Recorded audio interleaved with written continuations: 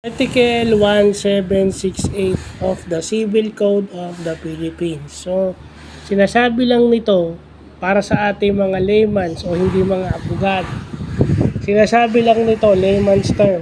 Sinasabi lang nito na kapag ang partnership is has a separate judicial identity, hindi siya nakadikit doon sa pangalan ng dalawang magpartner. Meron siyang sariling identity.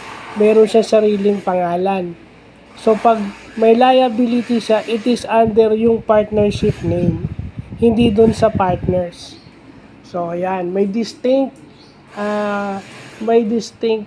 identity yung partnership na binuo ng dalawang magpartner pag susundin itong Article 1768 ng Civil Code of the Philippines. Ayan. Kaya, thankful tayo kay Lord. Nagpapasalamat tayo. Pinupuri natin si Lord at nalaman natin to. At makakasabay na naman tayo doon sa talino ni SG35. Yung sa ating original ABT. So, yun lang pa.